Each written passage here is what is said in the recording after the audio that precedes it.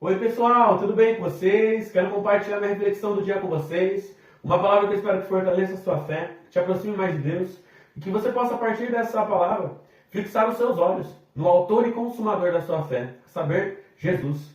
Vou ler para vocês a passagem na carta aos Hebreus, capítulo 12, versículo 1 a 3, que diz assim: Portanto, também nós, visto que temos a rodear-nos tão grande nuvem de testemunhas, livremo-nos de todo o peso e do pecado que tão firmemente se apega a nós, e corramos com perseverança a carreira que nos está proposta, olhando firmemente para o autor e consumador da fé, Jesus, o qual, em troca da alegria que lhe estava proposta, suportou a cruz, sem se importar com a vergonha, e agora está sentado à direita do trono de Deus.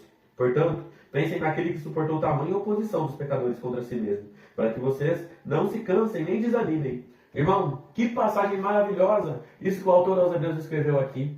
Uma passagem que nos ensina muito e que fortalece a nossa fé para que a gente não desanime e para que a gente possa permanecer firme nessa caminhada. Ele começa falando dessa nuvem de testemunhas, que são os heróis da fé, todos os heróis da fé que foram citados no capítulo anterior, no capítulo 11.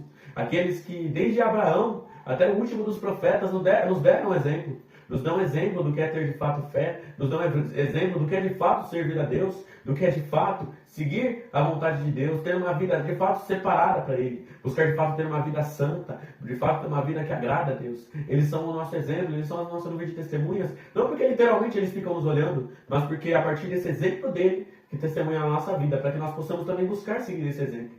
E seguir esse exemplo com os olhos daquele que é o principal, daquele que é o autor, daquele que é o consumador da fé, Jesus Cristo, aquele que nos deu o exemplo supremo do tipo de cristão que nós devemos ser, aquele a qual eu e você, irmão, devemos ter como objetivo nos assemelhar a Ele. Temos que ter como objetivo nos tornarmos cada dia mais imagem e semelhança de Cristo. Esse deve ser o nosso principal objetivo como cristão. E sabendo que Jesus suportou uma dor gigantesca naquela cruz, Ele pagou um preço que Ele não merecia, um preço terrível, mas um preço que nos traz a salvação, e um preço que nos traz exemplo. Porque às vezes a gente deixa as cruzes que nós temos nessa vida, as dificuldades que nós temos nessa vida nos desanimar. Mas pelo poder de Jesus, porque Ele venceu o mundo, devemos também ter força para buscar vencer. Também devemos ter força para buscar suportar o que nós sofremos nesse mundo.